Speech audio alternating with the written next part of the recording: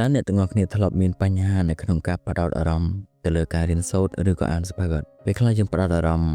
ទៅលើការរៀនសូត្រអត់បានល្អដូច្នេះលទ្ធផលដែលទទួលបានចំពោះការរៀនសូត្រឬក៏អានសៀវភៅមើលមេរៀនផ្សេងៗវាអត់ទទួលបានលទ្ធផលល្អដូច្នេះនៅក្នុងវីដេអូនេះខ្ញុំនឹងចែករំលែកនៅវិធីសាស្ត្រមួយចំនួនខ្ញុំគិតថានឹងអាចជួយឲ្យអ្នកទាំងអស់គ្នាងាយស្រួលនៅក្នុងការ focus ឬក៏បដោតអារម្មណ៍បានល្អជាងមុនប៉ុន្តែមុននឹងចូលទៅកាន់ខ្លឹមសារវីដេអូបើសិនបើអ្នកទាំងអស់គ្នាមិនទាន់ចុច Subscribe នោះទេសូមជួយចុច Subscribe ដើម្បីទទួលបាននៅវីដេអូចែករំលែកនៅគំនិតនិងចំណេះដឹងថ្មីៗជាបន្តទៀតថ្ងៃនេះខ្ញុំសូមផ្ដល់នៅវិធីសាស្ត្រចំនួន8ចំណុចទាក់ទងទៅនឹងការបដោតអារម្មណ៍បានល្អជាងមុនចំណុចទី1រៀបចំកន្លែងសិក្សាឲ្យបានល្អ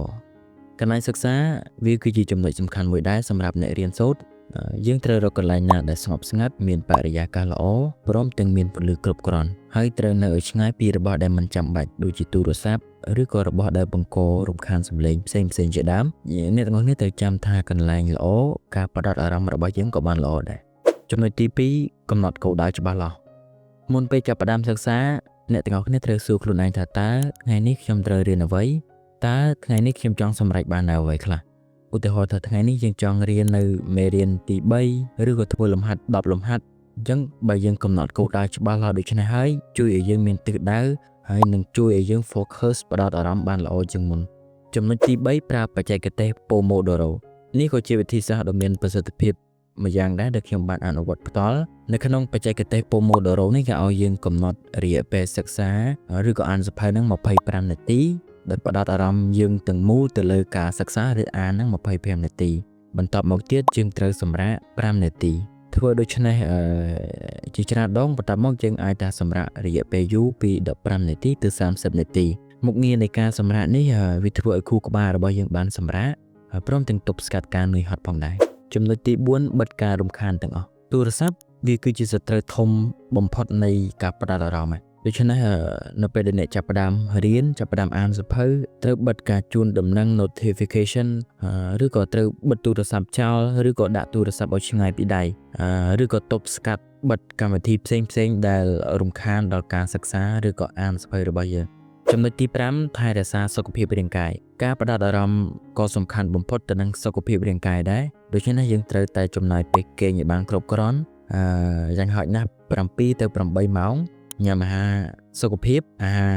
ល្អមានបន្លែផ្លែឈើជាដើមការធ្វើលំហាត់ប្រាណនេះក៏វាជាចំណែកមួយយ៉ាងសំខាន់ដែរសម្រាប់ជំនួយដល់ខួរក្បាលរបស់យើងមានការ focus បានល្អជាងមុនញ៉ាំទឹកឲ្យបានគ្រប់គ្រាន់ការញ៉ាំទឹកឲ្យបានគ្រប់គ្រាន់ក៏វារឹតតែសំខាន់ទៀតវាជំនួយដល់ខួរក្បាលរបស់យើងព្រោះខួរក្បាលរបស់យើងវាត្រូវការទឹក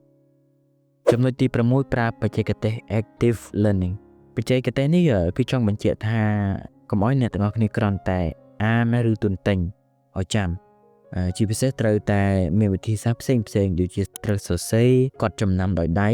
ឬក៏ពន្យល់ឲ្យអ្នកដទៃឲ្យមិត្តភ័ក្តិរបស់យើងស្ដាប់ឬក៏ធ្វើសំណួរចម្លើយដោយខ្លួនឯងហើយការធ្វើសកម្មភាពបែបនេះឲ្យវាធ្វើឲ្យខួរក្បាលរបស់យើងកាន់តែដំណើរការល្អហើយនឹងធ្វើការបានកាន់តែច្រើននិងមានប្រសិទ្ធភាពចំណុចទី7សម្រាប់ឲ្យបានត្រឹមត្រូវពេលខ្លះអ្នកទាំងអស់គ្នាមិនគួរបង្ខំខ្លួនឯងពេកទេប្រសិនបើមិនអាចបដោតអារម្មណ៍បានល្អដូច្នេះយើងត្រូវតែងើបឈរដើរជិះក្រៅបន្តិចទៅដកដង្ហើមជិះចូលវែងឲ្យបាន4ទៅ10ដងយល់ល្អអ្នកទាំងអស់គ្នាអាចធ្វើបច្ចេកទេសសមាធិក៏បានអាចថាពី5នាទីទៅ10នាទីឬក៏5ទៅ10នាទីហ្នឹងក៏វាជួយឲ្យអារម្មណ៍របស់យើងល្អ